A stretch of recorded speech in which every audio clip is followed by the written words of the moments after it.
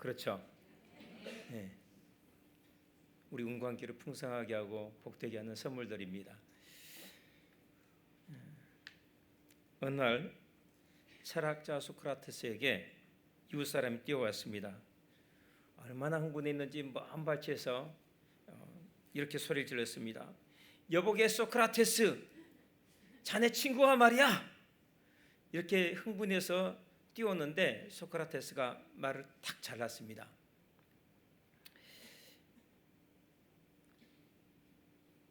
만일 자네가 내게 하려는 말의 진실한 말도 아니요, 친절한 말도 아니요, 꼭 필요한 말도 아니라면 그 말은 그저 땅에 묻어버리게나. 그래야 그것 때문에 자네나 나나 괜히 속 썩는 일이 없지 않겠는가. 이랬습니다. 소크라테스는 말은 세 가지 성격을 가지고 있어야 된다는 것을 강조했습니다. 진실함, 친절함, 필연성. 언젠가 우리가 들어본 듯한 그런 이야기죠. 말은 인격의 지표입니다. 어떤 사람을 알고 싶으면 그 사람이 하는 말을 잘 들여다보면 됩니다.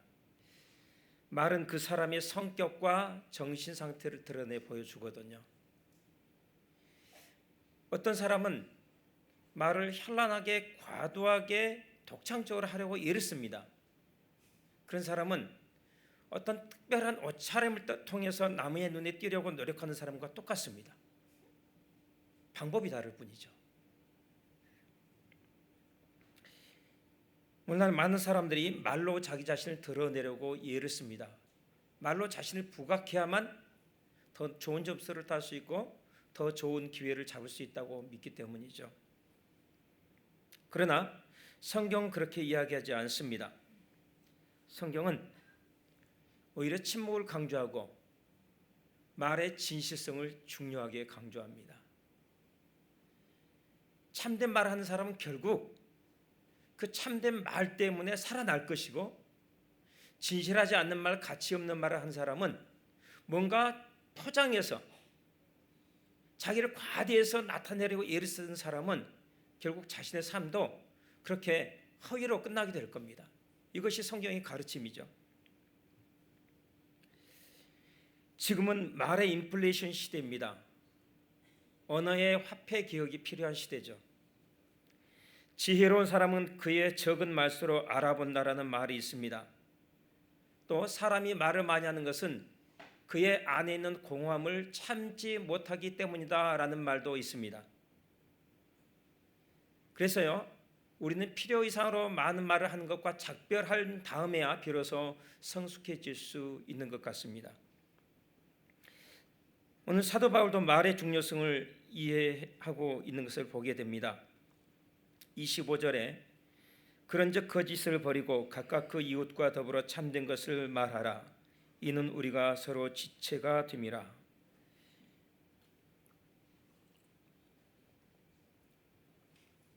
사도 바울은 지금까지 이 전반부를 통해서 하나님의 우주적인 경륜을 쭉 설명했습니다. 그리스도 안에서 온 우주를 재통일하는 것이죠. 하나 되게 하는 것입니다. 그리고 이 하나 되게 하는 하나님의 이 우주적 경륜 가운데서 그리스도의 몸인 교회는 결정적으로 중요한 역할을 감당하도록 설계되어 있습니다. 그 역할을 감당하기 위해서 교회는 그리스도의 충만함으로 충만해져야 되는데, 그러기 위해서 반드시 필요한 것이 무엇인가? 하나 되는 것입니다. 그래서 하나님께서 이 하나됨을 이루기 위해서 그리스도의 십자가에서 피를 흘려 죽으심으로 우리를 하나 되게 할 수 있는 길을 열어주셨고, 우리에게 하나 되게 하는 성령을 부어주셨고, 그리고 사도와 예언자와 그리고 복음 전환자와 교사와 목사를 세워주셔서 그 사람들 통해서 교회가 하나 되도록 만드셨다고 에베소 전반부의 사도 바울은 쭉 설명하고 있습니다. 이 모든 것의 목적이 교회를 하나 되게 하는 것이죠. 그럴 때만 비로소 교회는 그리스도의 충만함으로 충만해질 수 있고 이 세상을 충만하게 하는 하나님의 축복과 통로가 될 수 있기 때문에 그렇습니다. 그런데 이 하나 되게 하는 것, 이 하나 되게 하는 것, 그것을 위해서 사도 바울은 옛사람을 벗어버리고 새 사람을 입으라고 권면을 하고 나서 6가지 실제적인 지침을 가르쳐 줍니다. 우리가 이 뒤의 내용을 본다면 옛사람을 벗어버리고 새 사람을 입으라는 것은 이렇게 바꿀 수 있을 것 같습니다.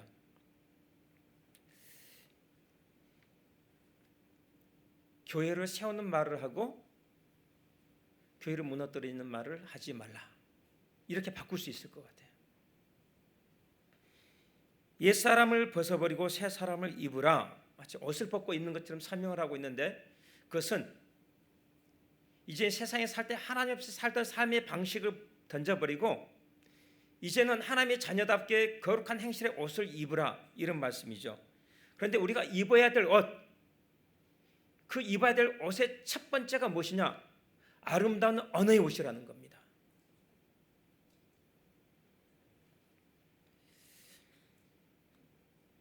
교회를 하나 되게 할 수 있는 많은 요인들이 있겠죠. 그런데 그 중에서 사도 바울이 주저하지 않고 첫 번째로 이 언어의 중요성을 든 이유가 있습니다.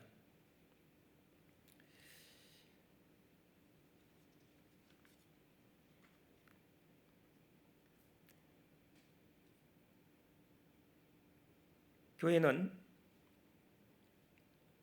언어에 있어서 거룩함을 보여야 됩니다.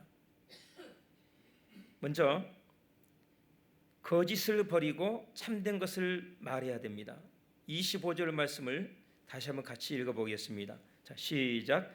그런즉 거짓을 버리고 각각 그 이웃과 더불어 참된 것을 말하라. 예, 여기까지요. 예.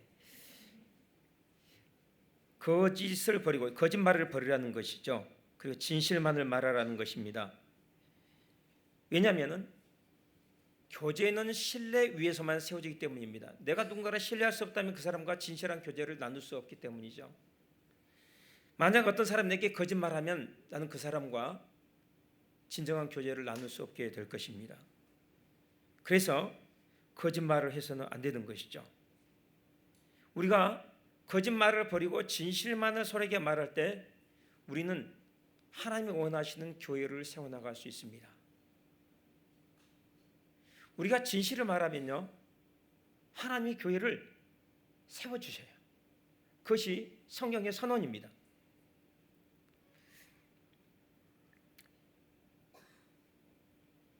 만약 거짓말을 하면 신뢰가 무너지면서 교제가 깨지는데 결과적으로 그리스도의 몸도 깨어지게 되는 것이죠. 하나님이 교회를 향해서 세우신 그 계획과 정반대 결과가 나오는 것입니다. 여기서 사도 바울은 스가랴 8장 16절을 인용하고 있습니다. 스가랴 8장 16절은 이렇게 시작합니다. 너희가 행할 일은 이러하니라. 너희는 이웃과 더불어 진리를 말하며. 그런데 이 스가랴 8장을 읽어보신 분들은 아시겠지만 스가랴 8장은 망해버린 이스라엘과 유다 민족의 회복을 약속하고 있는 장입니다. 내가 너희를 축복하겠다, 다시 축복하겠다라고 하나님께서 약속하셔요. 그리고 나서 하시는 말씀이 너희가 행할 일은 이러하니라. 너희는 이웃과 더불어 진리를 말하라. 무슨 말입니까? 자, 내가 이제부터 너에게 복을 주고 싶다. 복을 줄 것인데 너희가 복을 받기 위해서 해야 되는 일이 있다는 것입니다. 그것은 이웃에게 거짓말하지 말라는 거예요. 그리고 이웃에게 참말만 하라는 겁니다. 그러면 내가 너희를 회복시킬 것이다. 너에게 복을 줄 것이다 라는 것이죠. 여러분, 회복의 은혜를 받기를 원하는 사람은 먼저 자기 입술의 언어를 고쳐야 됩니다. 네, 이게 작은 일 때문에 자꾸 거짓말을 하고 사소한 그러한 이익 때문에 자꾸 말을 바꾸다 보면 하나님이 주신 진짜 축복을 못 받게 됩니다. 여러분요, 복은 입으로 들어와서 입으로 나가는 거예요. 내가 거짓말을 버리고 참말을 하죠. 하나님이 복을 내 입속으로 쏙 넣어주시는 겁니다. 내가 거짓말을 하죠. 복이 나가는 거예요. 내 입을 통해서 나가는 겁니다. 목사가 축복해도 주변의 사람들이 아무리 축복의 기도를 해도 자기 입으로 쏟는 사람은 어떻게 할 도리가 없습니다. 다음으로 29절을 한번 보겠습니다. 29절을 먼저 읽죠. 같이 읽겠습니다. 시작. 무릇 더러운 말은 너희 입 밖에도 내지 말고 오직 덕을 세우는 데 소용되는 대로 선한 말을 하여 듣는 자들에게 은혜를 끼치게 하라. 아멘. 자, 여기서 소용되는 대로 선한 말을 하라는 명령이 나오고 그 이후에 듣는 자들에게 은혜를 끼치게 하라. 그래서 목적이 나오는 것이죠. 소용되는 대로 하라는 것은 상대방의 필요에 따라서 말하는 뜻을 갖고 있습니다. 이야기할 때 보면은 자기 필요한 것만 막 먼저 이야기하고 상대방의 말을 잘 안 듣고 중간에 자른 사람이 있어요. 그런데 그렇게 하는 사람은 늘 그렇게 이야기합니다. 상대의 말을 잘 듣고 상대의 필요가 무엇인지 그것을 이해한 다음에 그 필요에 맞춰서 내가 할 말을 생각하면서 상대를 위로하고 상대를 축복하는 말, 그것을 해야 된다는 것이죠. 어떤 사람이 너무 힘들어요. 그리고 어떤 소망이 있어요. 하나님 이렇게 해주셨으면 좋겠다.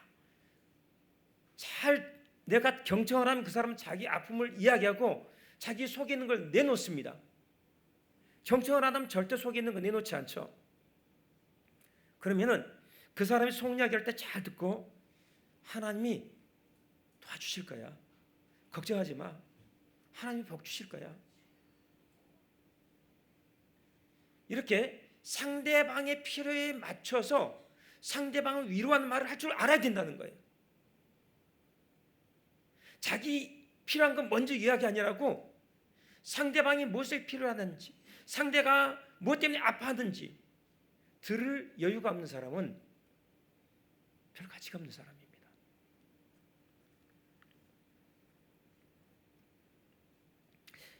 여러분 부자십니까? 부자에서 막 밥도 사주고 필요한 게 있으면 팍팍 밀어줄 수도 있고, 그런 분 몇 분이나 계시나요? 거의 없죠. 그런데요, 선물 중에 최고의 선물, 우리가 이웃에게 주신 최고의 선물은요, 축복의 말입니다. 사실은 축복의 말이에요. 하나님 우리에게 재물을 주지 않으셨어요. 대신 우리에게 축복하는 권세를 주셨어요. 우리가 진심으로 상대 필요에 민감하면서 상대의 말을 경청하면서 축복하죠. 하나님은 우리의 말에 당신의 손을 얹으시고 그 말이 이루어지도록 하십니다. 그런 방식으로 우리는 서로를 세워주는 거예요. 서로의 축복의 통로가 되는 겁니다. 진심을 담아서 축복하는 말처럼 위로가 되는 말이 없어요. 여러분, 여러분의 말 한마디 한마디가 여러분이 만난 사람에게 하나님의 선물이 되기를 주님으로 축원합니다. 그렇게 해야 돼요. 그런데 25절과 29절 사이에 이게 좀 흐름에 맞지 않게 엉뚱한 말이 끼어 들어와 있습니다. 26절과 27절 두 절 한번 같이 읽겠습니다. 시작.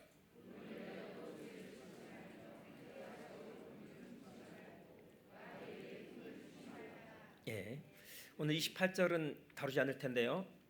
먼저 26절과 27절 분노에 관한 말인데요.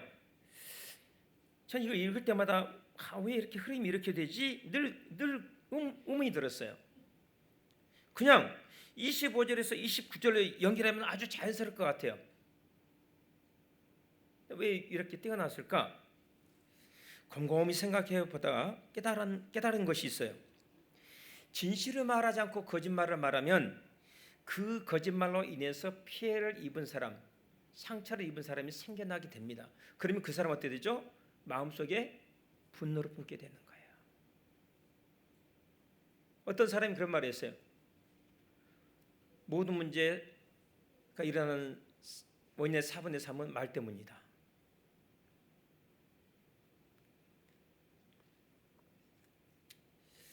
여러분, 내가 다른 사람의 말 때문에 마음속에 분노가 쌓이고 그것을 빨리 처리하지 못해서 원한이 생기고 그래서 그 사람과 나 사이가 갈라진다면 결과적으로 그 사람과 나만의 문제가 아니고 한 몸을 이루라고 명령하신 주님의 계명을 어기면서 그리스도의 몸이 깨어지는 결과가 오는 것이죠.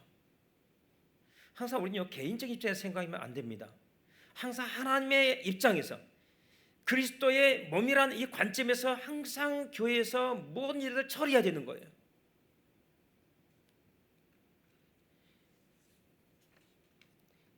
분을 내어도 죄를 짓지 말며 해가 지도록 분을 품지 말고 마귀에게 틈을 주지 말라고 말씀합니다. 말로 인해 피해를 입을 수도 있고 그것 때문에 분노할 수도 있습니다. 그러나 분노하더라도 죄는 짓지 말라는 것이죠. 여러분, 분노 자체는 절대 잘못된 것이 아닙니다. 분노는 하나님이 창조하신 자연스러운 감정 중에 하나예요. 그건 선물입니다. 분노는 용도가 있어요. 분노는요, 죄와 싸울 때 아주 효과적입니다. 마귀와 싸울 때 효과적이에요. 분노는 그럴 때 사용하라고 주신 것이에요. 자기 안에 있는 죄를 보면서 분발하지 못한 자신을 보면서 자기에게 분노할 줄 아는 사람은 위대한 사람이 될 것입니다. 자기를 찌르는 형제를 보면서 그 형제에게 분노하지 않고 그 형제의 배후에서 역사하는 마귀를 보면서 그 형제는 긍휼이고 그 배후 역사하는 마귀에 대해서 분노할 줄 아는 사람은 틀림없이 마귀를 짓누를 수 있는 권세를 주님으로부터 받게 될 것이에요. 분노의 감정은 모든 감정 중에서 가장 강력한 에너지를 갖고 있습니다. 그래서 이 분노를 올바로 사용하는 사람은 거룩함에 이르는 로켓 엔진을 갖고 있다, 이렇게 말할 수 있어요. 하지만 분노를 올바로 사용하는 것은 어렵죠. 분명히 잘못된 분노가 있고 거룩한 분노가 있지만 우리는 기만적인 존재이기 때문에 자기 합리화를 하기 쉽습니다. 하나님 보시기에 이건 아니에요. 그런데 나는 내가 분을 내는 것이 합당합니다라고 하나님과 싸우는 요나처럼 행동할 때가 있어요. 내가 100번이고 화를 내도 나는 마땅하게 화를 내고 있는 것입니다. 이렇게 하나님과 싸우면서 용서를 하지 않는 사람이 있어요.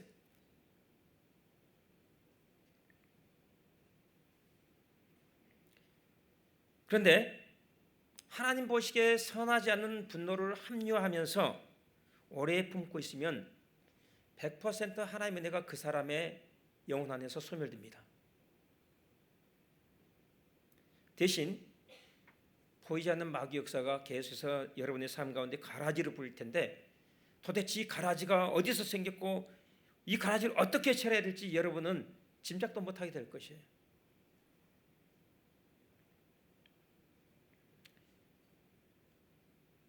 그래서 사도 바울은요, 여러분이 교회 공동체에서 신앙생활할 때 주님을 섬기다 보면은 어쩔 수 없이 연약한 인간이라 분을 낼 수밖에 없는 상황에 올 터인데 그때 분을 내더라도 선을 지키십시오.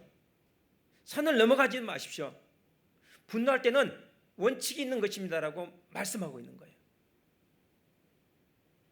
분노할 때 첫 번째 큰 원칙이 있습니다. 그것은 죄를 짓지 않는 것입니다. 여러분, 죄를 짓지 않으려면요, 세 가지 질문을 끊임없이 던질 줄 알아야 됩니다. 첫째 질문은요, 나의 분노는 정당한가? 나는 도대체 왜 분노하는가? 무엇 때문에 화를 내는가? 자존심의 상처를 받았기 때문인가?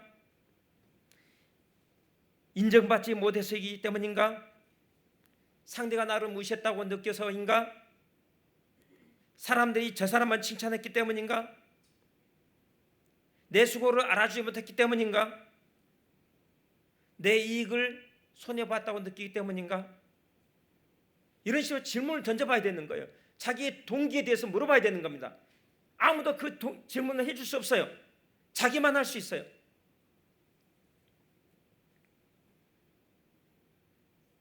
거기에 대해서 정직하게 대답할 수 없으면요, 죄를 짓고 있는 거예요. 둘째 질문, 분노의 표현이 적절했는가? 분노는 적절하게 표출돼야 됩니다. 극단적이고 거친 말, 욕설, 상처를 주는 말을 쓰지 않고도 얼마든지 분노를 표현할 수 있어요. 여러분, 분노는 이상하게 더 표출할수록 더 증폭되는 경향이 있어요. 여러분, 그것 때문에 고민해 본 적이 있으신가요? 저도 그것을 발견했어요. 아들을 혼냈는데 혼내다 보니까 분노가 증폭되는 거예요. 그래서 나는 분노를 낼 만한 그런 수준에 이르지 못했구나. 그럼 어떻게 해요? 아예 분노를 안 내는 거죠. 방법은. 통제가 안 된 사람은 분노를 내면 안 되는 겁니다. 분노를 표출하면서 분노가 증폭되면요, 생각하지 않았던 말들, 평소에는 사용하지 않았던 극단적인 말들이 튀어나오게 됩니다.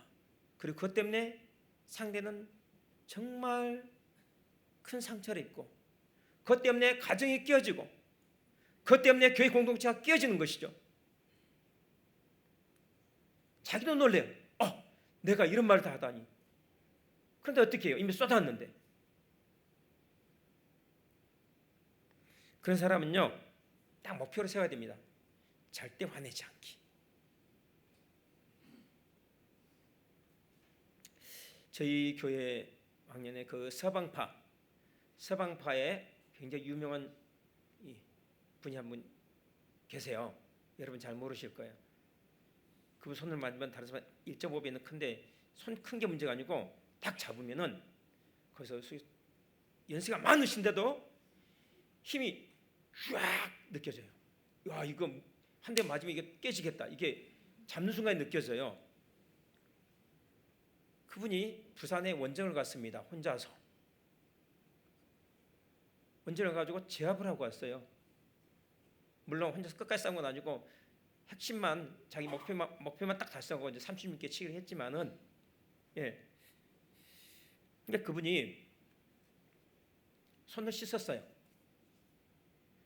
이렇게 밤의 뒷골목에서 힘기나 써봤던 분들은 아실 거예요. 내가 다신 주먹을 쓰지 않기로 했으면 어떤 경우에 있어도 주먹을 쓰면 안 되는 거예요. 왜? 한 번 쓰면은 걷잡을 수 없거든요. 한 번 쓰면은 사고가 나거든요. 그러니까 상대가 조롱을 하고 무시해도, 자기를 비하하는 말을 해도 죽은 사람처럼 가만히 있어야 되는 겁니다. 목표는 뭐예요? 내 자존심이 아니에요. 목표는 이걸 안 쓰는 겁니다. 그럼 어떻게 해요? 내 자존심 뭉개고 딱 고개 숙여야 되는 거죠.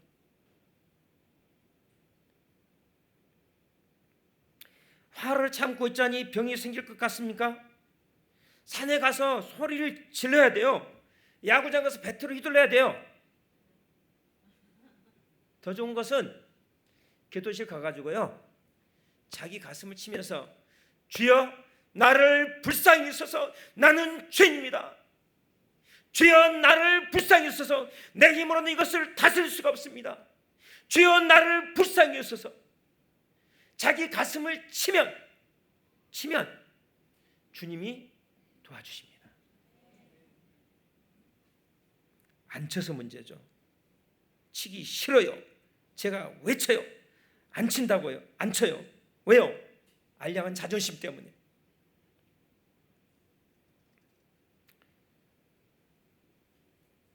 죄를 짓지 않게 해서 던져야 하는 세 번째 질문이 있습니다. 내가 분노하는 대상이 올바른가?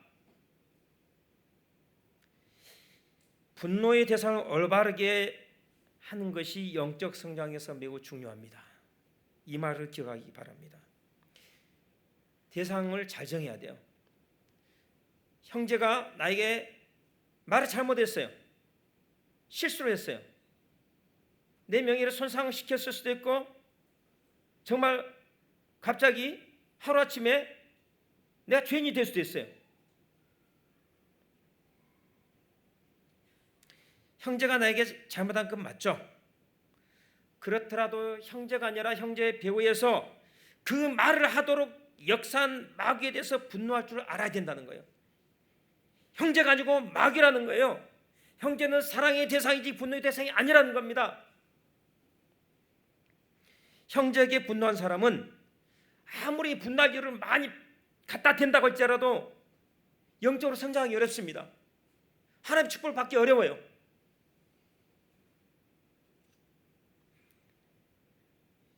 분노할 때 첫 번째 큰 원칙은 죄를 짓지 말라는 것이고, 죄를 짓지 않기 위해서 세 가지 짐을 잘 던질 줄 알아야 된다고 말씀드렸습니다.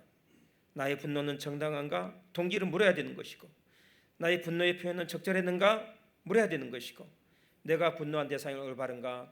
물어야 됩니다. 분노할 때 두 번째 큰 원칙이 있습니다. 그것은 해가 지도록 분노하지 말라는 겁니다. 이 말은 단순히 해질 때까지는 봐준다 이런 뜻이 아닙니다. 너 해질 때까지는 그냥 분노하고 있어도 내가 봐줄게 이런 게 아니에요. 미루지 말라는 거예요. 분노로 처리하는데 미루지 말라는 거예요. 내일까지 미루지 말라는 거예요. 요점은 미루지 말라는 겁니다. 질질 끄지 말라는 거예요. 하나님께서 빨리 처리하시라는 거죠. 그럼 굳이 해질 때까지 기다릴 게 뭐 있습니까? 정말 하나님을 사랑하고 하나님이 기뻐하시는 사람은요, 순종이 빠른 사람이에요. 순종. 해가 질 때까지 분노하지 말며 그러면요, 순종이 빠른 사람은요 바로 일어나서 뛰어갑니다. 그런 사람이 복을 받는 거죠. 그런 사람이 큰 능력을 받는 거죠.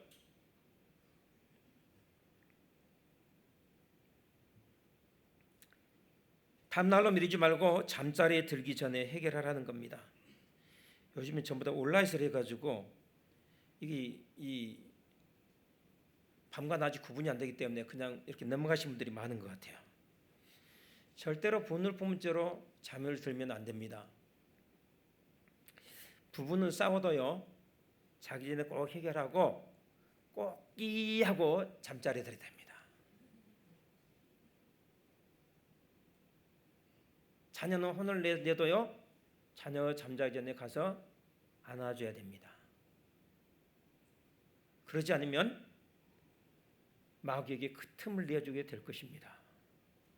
마귀가 틈 사이로 들어오기 전에 막기는 쉽지만 일단 들어오면 쫓아내는 건 어렵습니다. 여러분, 자녀를 분노하게 하면요, 마귀가 틈 속으로 들어갑니다. 그러면 여러분 통제가 안 됩니다. 어지간히 기도해가지고요 해결이 안 납니다. 이 말씀을 명심하셔야 된다고요. 대체로 여자들은 그날 중으로 해결하려는 경향이 있는데, 이 남정네들은 꼭 다음날로 미루려는 경향이 좀 많아요. 이것은 남자들이 양보해야 됩니다.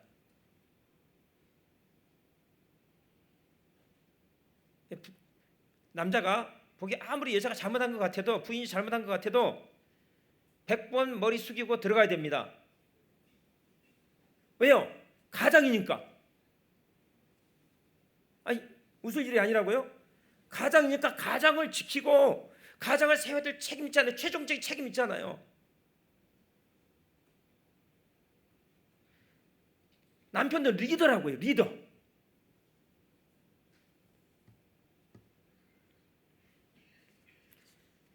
부인은 그냥 남편이 안아주고 다독여주고 그냥 몇 마디 잘 해주면요 다 풀어져요. 근데 어쨌든 우리 남성들이 갈수록 여성한테 더 속이 좁아지는 것 같아요. 마음을 넓히고 키워야 됩니다. 여러분, 해가 지도록 분을 품고 있으면 마귀가 찾아옵니다. 이것은 비유가 아닙니다. 실제로 그렇습니다.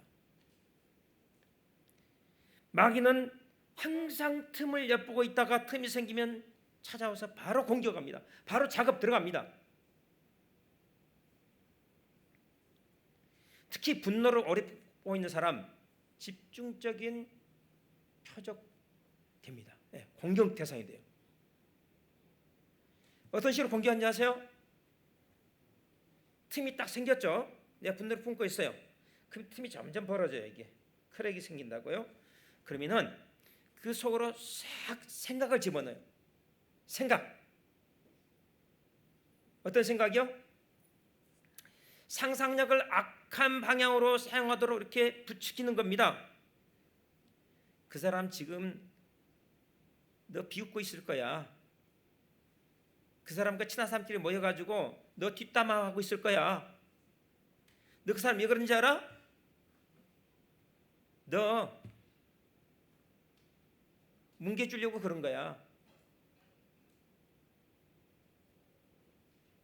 사실이 아닌데, 객관적인 사실이 아닌데 그럴싸한, 정말 그럴싸한, 듣고 보니까 솔깃한 그런 시나리오를 써서 딱 우리 틈 속으로 쏙 집어넣으면은 어떻게 해요? 이게 그럴싸하잖아요. 덥석 묵니다. 그걸 딱 물고 있으면 생각하면 생각할수록 괘씸하고 막 분이 더 증폭되면서 이제 나중에는 복수심도 생기고 막 이가 부득부득 갈리죠. 잠이 안 와요. 부들부들 떨리면서 잠이 안 와.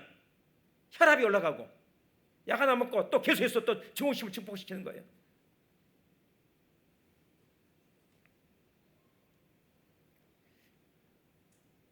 그렇게 내버려두면 안 된다는 것이죠. 일단요, 틈속에 이렇게 딱 집어넣는데 내가 물었죠. 낚시바늘 물었어요. 그래서 탁 당기면은 걸려서 이제 안 빠집니다. 그 다음부터는. 이게 마귀가 정말 즐겨 쓰는 수법이에요. 마귀가 가장 잘 사용하는 무기는 분노라는 무기라고요. 그 탁 박히면요, 얼마나 아픈지 누가 가서 말해도 듣지 않습니다. 화해 안 해요. 용서 안 해요. 왜요? 이미 박혔거든요. 깊이 박혔어요. 들어갈 때 잘 들어갔는데 뺄 때는 안 빠져요. 왜? 끝이 쫙 펴졌거든요.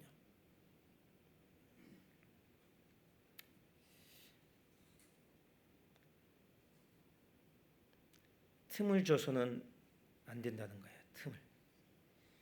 여러분은 화를 낼 수 있지만 화가 강박관념이 되어서 화를 내야만 살 것 같아요. 이 술 중독된 사람은요, 아침에 해장술을 먹어야 이게 속이 풀려요. 깨고.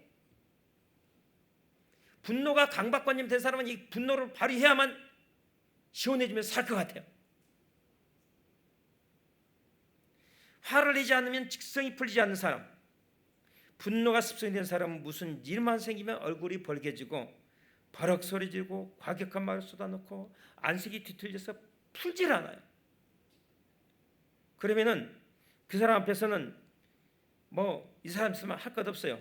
자기가 잘못 안 했어도, 설령 잘못 안 했어도 먼저 아이고 미안해요. 제가 실수한 것 같아요. 제가 잘못한 것 같아요.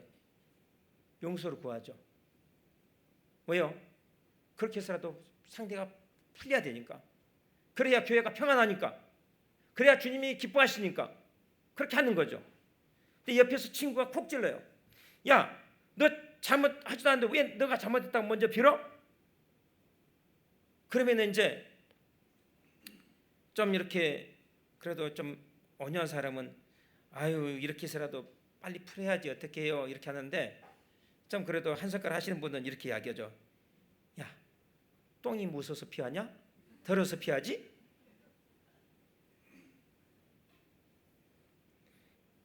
여러분이 분노를 다스리지 못하면 졸지 똥 같은 인생이 되는 겁니다. 저도 똥 같은 인생이 된 적이 있죠. 남들에게 똥 같은 인생 되면 되겠습니까? 여러분, 분은 빨리빨리 풀어야 됩니다. 죄는 빨리빨리 해결해야 돼요. 죄가 계속 발전하도록 내버려두면 안 됩니다. 분노는 스톱시켜야 돼요. 그리고 이따 와서 바뀐 거 잘 안 빠지더라도 그거 반드시 녹여내야 됩니다. 그러기 위해서 어떻게 됩니까? 자존심 버리고 내가 먼저 화해 신청해야 됩니다. 잘잘못 따지면 안 돼요. 상대가 먼저 손길을 내밀기를 기다리는 사람은요, 분노를 극복하기 어렵습니다. 우리는 자꾸 상대가 이렇게 하면 나도 이렇게 하겠다고 조건을 달면서 분노를 지속시키려는 경향이 있습니다. 그래서는 안 됩니다. 도저히 용서가 안 된다. 그러면 내 마음에 이게 마귀의 독화살이 박혔구나. 빨리 깨달아야 돼요. 그런데 그거 뽑아내지 않으면 더 큰 문제 생깁니다. 그것을 뽑아내는 방법은 다른 게 없어요. 기도밖에 없습니다. 기도로 녹여내야 돼요. 금식을 해서라도 녹여내야 됩니다. 하나님, 이 마음 고쳐주세요. 이 분노와 미움 감정 녹여주세요. 하나 되기 위해서, 형제와의 화목을 위해서 금식기도한 사람, 하나님 그 사람이 금식기도 같이 있게 보실 겁니다. 성령의 은혜를 주실 거예요. 내 힘으로 할 수 없는 것 하나님의 능력으로 할 수 있다는 걸 보여주실 거예요.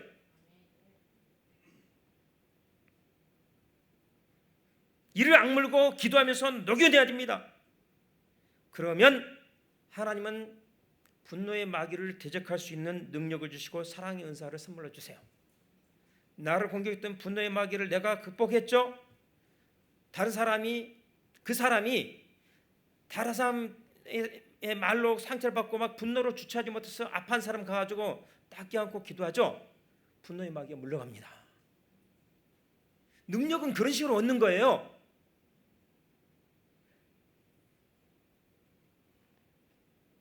내가 그것을 뽑아냈는지, 기도로 녹여냈는지, 내 상처가 치유됐는지 내가 어떻게 알 수 있습니까?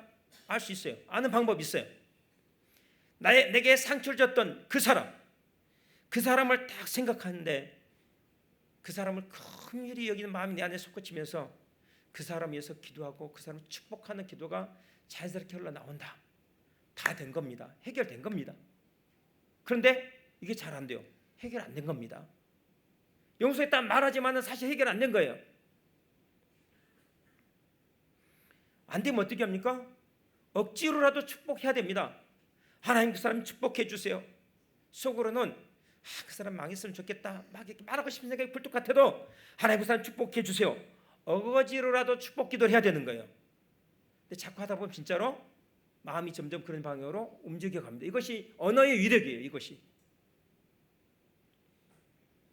여러분, 성경의 정신, 그리스도의 정신과 반대되는 쪽으로 행동을 하고 싶은 마음이 내 안에 들 때는요, 반대로 행동해야 됩니다. 저주하고 싶은 마음이 들 때 축복 기도를 할 때보다 갑절을 열심히 해야 돼요. 그래야 내가 삽니다. 우리의 영혼은 하나의 성과 같습니다. 그리고 그 성의 주인은 하나님이십니다. 만약 우리가 이웃에게 거짓말을 하지 않고 진실을 말한다면, 그리고 이웃이 말로 상처를 줄 때 간절히 기도하는 가운데 분노를 잘 녹여내고 상대를 축복함으로 마귀의 공격을 물리친다면 하나님은 우리에게 복을 주실 것입니다. 우리 영혼에 찾아오셔서 우리 영혼의 성을 성령의 불길로 두르실 겁니다. 에덴 동산을 불칼했던 천사들이 지켰다고 했지 않습니까? 우리 영혼에 하나님의 사랑의 계명이 있고 우리 영혼 안에 하나님이 주인이 되신다면 하나님 우리 영혼을 성령의 불로 두르실 겁니다. 그러면 마귀가 공격을 해도 무용지물이 될 것이고요, 공격할 생각도 못할 겁니다. 거기서 나아가서 이 땅에서 마귀를 멸하는 하나님의 놀라운 도구로 쓰임받게 될 것입니다. 사랑하는 은광교회 교우 여러분, 마귀에게 틈을 주지 맙시다. 입술의 언어를 아름답게 합시다. 우리의 말 한마디 한마디가 우리 이웃들에게 축복의 선물이 되게 합시다. 분노를 잘 다스립시다. 그래서 하나님의 축복을 받는 저와 여러분이 될 수 있기를 간절히 소원합니다. 기도하겠습니다. 하나님 아버지, 오늘 우리가 입어야 될 언어의 옷이 무엇인지 그 점에 대해서 우리가 함께 생각해 보았습니다. 하나님, 우리가 그리스도 안에서